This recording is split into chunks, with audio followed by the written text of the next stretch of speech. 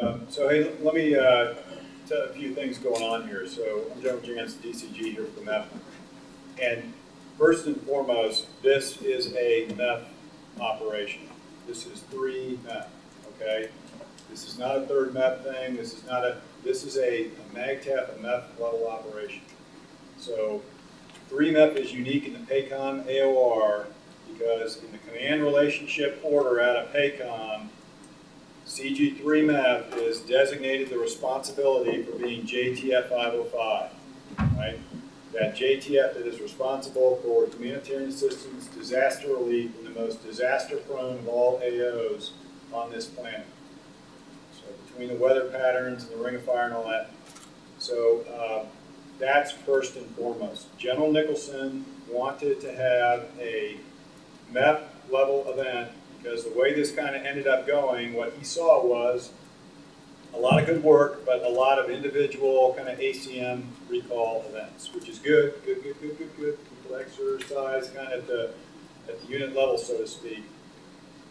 But he wanted to have something that was unitary and that was cohesive.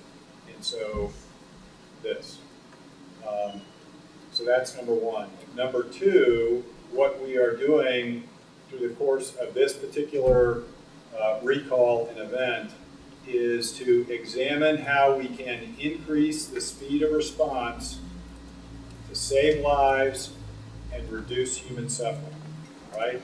That is the coin of the realm of HADR language. Speed of response, save lives, reduce human suffering. And everything, UN OCHA, in all of the, what do they call it, the PACOM Center for Excellence there, the CFE. So if you take away anything from this, so if we are the organization that does this for PACOM, right, you're United States Marine Corps, 3 MEF is JTF 505, what we need to do is our obligation is to be prepared to respond as quickly as possible, like we do as Marines. So that's why they have us do what we do, because we know how to get there quickly. We have the ability to do that, to self-deploy, and we know command and control. We know how to, as Marines, we know how to create order out of chaos, right? That's what we do, and we're good at it. We've got to practice to be good at it, so that's what we're doing here. So one of the things that we're looking at is while the CAT team is engaged, if a deployment order, an execute order of some sort, I'll get to that, comes from PACOM that says, hey, move out, or a hydro event. We say hydro because you don't have to have a typhoon, you don't have to have the wind component to bring disaster, right? So we have had inundations over the Philippines in the past where it's just a low pressure cell that parks and it just rains and rains and rains, and man, they're in trouble. You know, you look at the level of epic events in Nepal, it's not earthquakes. Those are the headline attention getters. It's landslides, rain, and just the way that, so what we have told the UN community is hey, you guys need to really be able to show up kind of with the most likely stuff. It's pretty unremarkable for a hydro event. So we're just looking at doing the exact same thing.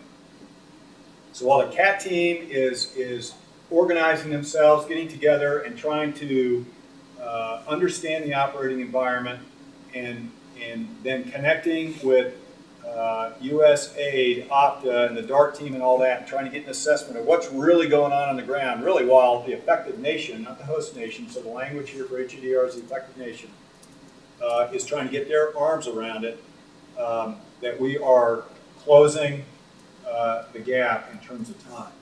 One of the lessons for Yogi Hot was what? In terms of time.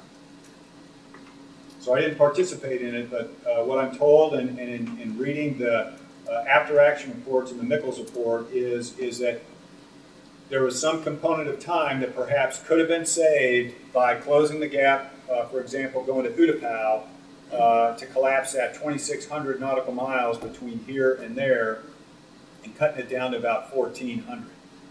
To cut off a day of U.S. Marines organizing the efforts of saving lives and reducing human suffering. Right, so that's what we're doing. Is it really all that remarkable and what we need to put together? So it's an 80% solution. So look at it this way. So we're going to examine this.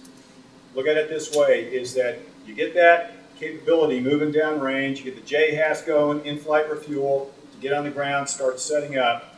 You get the rest of the component of the Echelon 1 going out, in this case probably 8 Herc sorties. While that's happening, you all are sitting down going, what do they really need?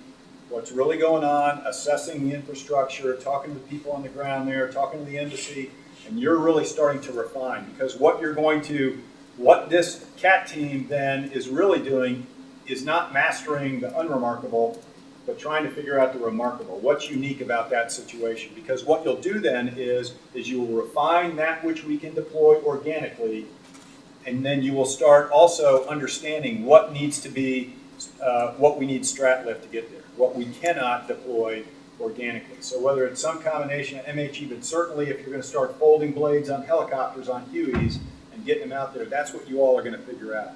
So it's going to be refining. And it may be some of whatever that initial 8 Herc sorties and 4 Osprey sorties, we may immediately turn around and bring some small portion of that back. If you look at what you all have kind of come up with in terms of your working groups and the organic stuff for the flyaway for a hydro event, I don't know there's much that would come back that maybe. So that's really kind of the mindset here. Let me talk about, let me ask, are we doing notifications to Mark 4 PAC and PACOM? Exercise. Sure. Okay. So they got the alert work this morning, and also going to get a task order. Okay. So we also, so you see combat camera in here. Hey gang, this is really important that we package this well and get it out to the Okinawa people. Okay, so in our, you got to pick your words carefully here, but in our efforts to message in the most effective way to the Okinawans about the value of U.S. Marine forces in particular and U.S. military forces in general, what resonates very well for them are HADR events. Every time we do an HADR event, especially it's for them. So 31st MU going up and MV-22s and that capability to go up to Kumamoto with the earthquake, a year ago, whenever that was very helpful, not only up on Kyushu, but here on Okinawa.